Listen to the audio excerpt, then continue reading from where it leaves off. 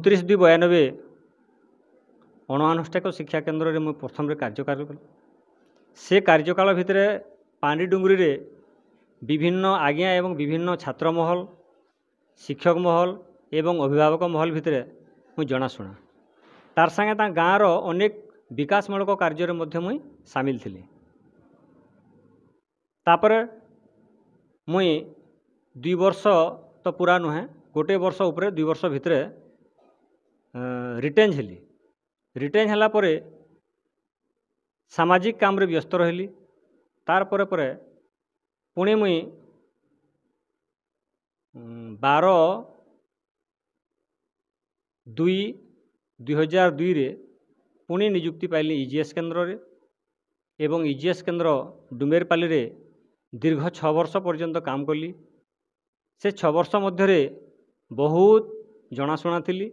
एबे भी मोर मानस पटरू से चेहरा लिभिनी, किंतु दुर्भाग्य से जगार गोटे मते दुर्घटना हेबार पड़ला। दुर्घटना काना साधारण गोटे निजुक्ति के लेकर तर्क वितर्क हो टिके झगड़ा कर देथिले, किंतु सेतिरे मध्य मोर मन दुख नथिला। पुणी मुझे शिक्षकता जीवन को आपणे नेबाकू, से वृत्ति को आपणे नेबा पई गणशिक्षक नियुक्ति हेली, जेंटा कि 18/4/2008 रे सेमेलमुंडा यूपीएस स्कूल रे एवं परे परे 1/3/2017 रे नियमित भाव में शिक्षकता पाइबार सुजोग लाभ कली। तापरे एते दिन पर्यंत अर्थात 31/7/2025 तक मोर शिक्षकता जारी रही था एवं परवर्ती समय मध्य 2 दिन शिक्षकता कर्मी। छात्र, शिक्षक एवं अभिभावक इमाने होचंदे गोटे ट्रिपल एंगल एवं सेटा जेन शिक्षक बुझी पारिथिसन निश्चित रूप शिक्षार मान वृद्धि पाए।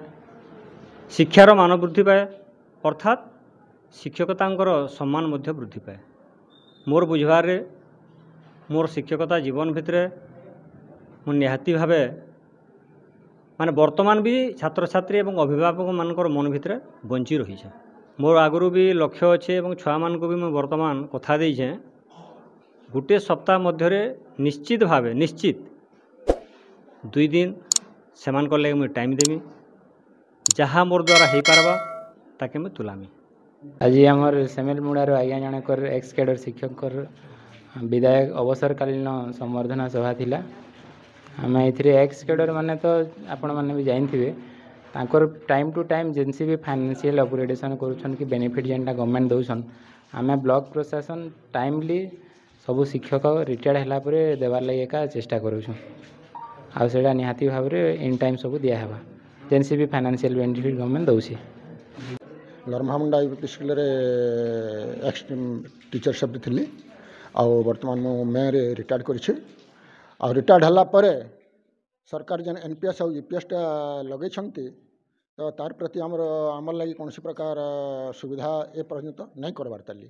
तो तार लगी सरकार काण करुछन आ बर्तमान मु गोटे रिटायर्ड टीचर हिसाब से 8 वर्ष काल मोर चाकरी होती मो पई सरकार कौन सुविधा करेंगे सेटा आम चाहूँ। आ मो भाया आउ एमती कम बयस रिटायर करवा शिक्षक अच्छा लगी कौन सुविधा करेंगे सेटा आम जानवाई चाहूँ।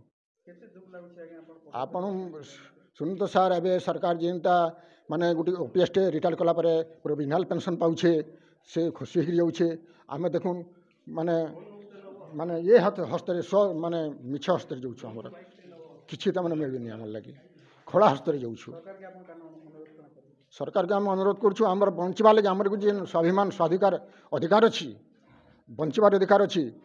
तो से किसी माने ओपीएस हिसाब से तो सरकार तो वर्तमान नहीं चाहबार जेनटा यूपीएस करें आउ समस्त लगे 10,000 माने मिनिममटा जेनटा कर 10 वर्ष चाकरी जेन करुचे 10 वर्ष कम हेले भी से किसी सुविधा करा बोलिक आम सरकार आपत्ति करुँ।